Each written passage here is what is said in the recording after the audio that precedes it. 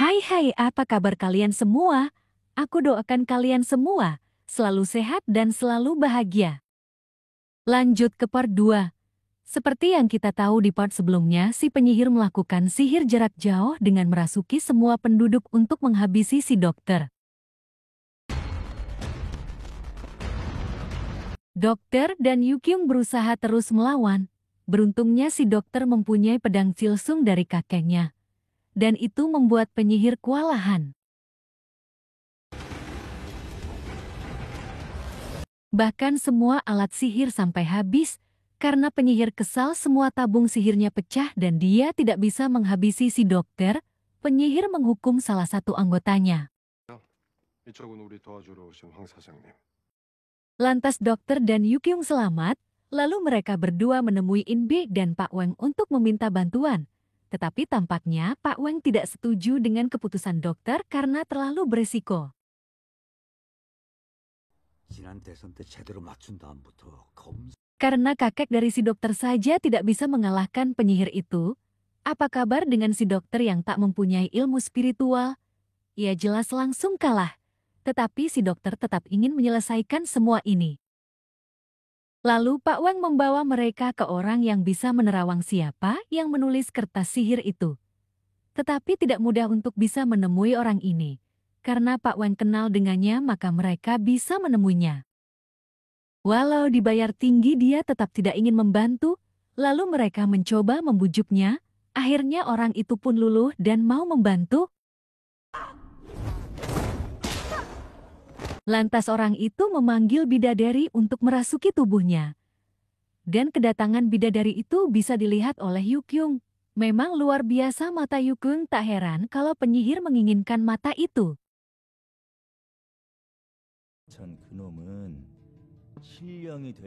Sedangkan penyihir dan anggotanya mencoba melihat keberadaan Yukyung dengan sihir.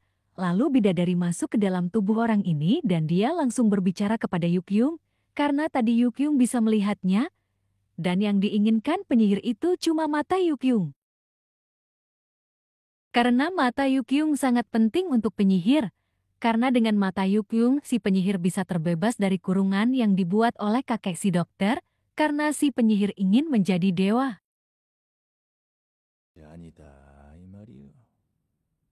Dan si penyihir ini selalu memburu para syaman untuk mengambil ilmu spiritualnya. Dan 10 tahun yang lalu dia menjebak kakek dokter dengan umpan adik dokter, lalu kakek pun terperangkap ke dalam jebakan si penyihir. Tetapi kakek dokter bukan seorang syaman biasa, lantas kakek mengeluarkan Solgyong dan mengurung penyihir, dan berkat Solgyong itu si penyihir terkena kutukan dan tidak bisa lepas, maka dari itu dia membutuhkan mata Yukyung supaya dia terbebas dari kutukan itu. Lantas kertas sihir itu tak mudah untuk dimusnahkan, tetapi bisa dimusnahkan dengan membaca kertas itu dan hanya Yukyung yang bisa. Dan ketika ditulis oleh Yukyung dan dibaca oleh Pak Wang sontak anggota dari penyihir tangannya terbakar. Akhirnya dokter memutuskan untuk menyelesaikan tugas kakeknya tetapi si bidadari meremehkannya karena dokter tak mempunyai ilmu spiritual. Lalu dokter memukulkan pedang Silsungnya sontak bidadari keluar dari tubuh orang itu. Lantas bidadari sangat kesal.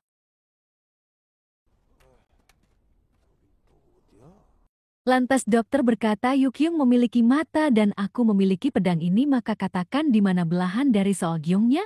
Bidadari berkata di Gunung Yongsol. Ternyata anggota penyihir memantau dengan sihir dari jarak jauh. Mereka juga mengetahui tempat yang akan didatangi oleh Yukyung dan dokter. Lantas mereka mendatangi gunung itu dan dokter menyuruh Inbe mengambil alat untuk menerangi.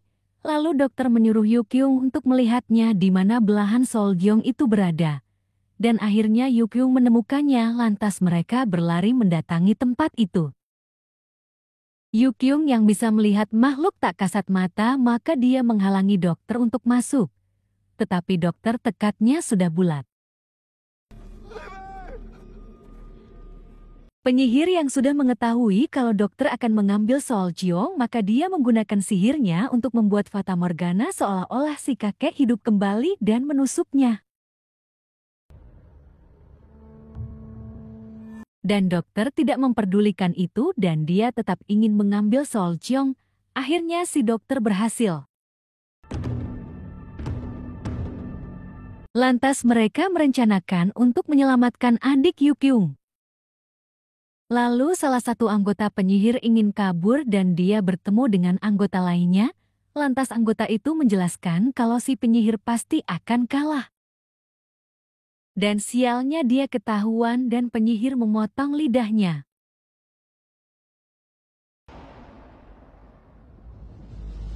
Kini si dokter sudah mengetahui tempat si penyihir dan mereka akan menuju ke sana tetapi tidak mudah.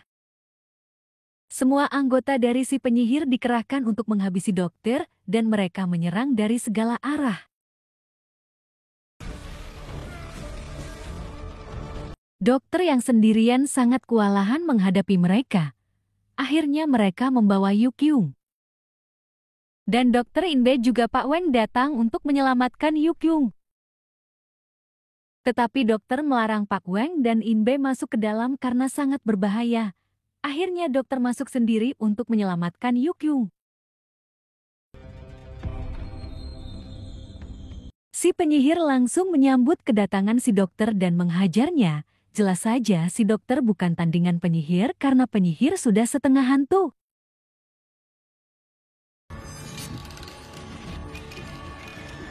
Sedangkan Inbe sudah memasang alat peledak di gua itu. Berbeda dengan Yukyung, dia berusaha menyatukan pedang Chilsung yang patah dengan matanya. Ternyata berhasil. Si dokter yang sudah hampir kalah lantas Yukyung memberi kode untuk mengambil pedang itu. Sontak si penyihir itu kalah dan dia tidak bisa menandingi pedang itu. Tetapi penyihir yang licik menggunakan tubuh anggotanya untuk mencekik si dokter dan ketika dokter kesakitan disitulah penyihir beraksi. Dan ketika si penyihir yang akan menghabisi si dokter, Pak Wang membunyikan gendangnya sontak penyihir kesakitan dan disitulah Inbe masuk dengan menggunakan alatnya dan menyelamatkan Yukyung serta adiknya. Dan mereka semua berlari keluar.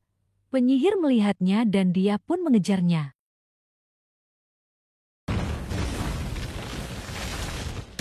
Tetapi Inbe sudah memasang peledak di gua itu. Di saat yang denting Yukyung menekan tombol peledaknya, akhirnya mereka selamat.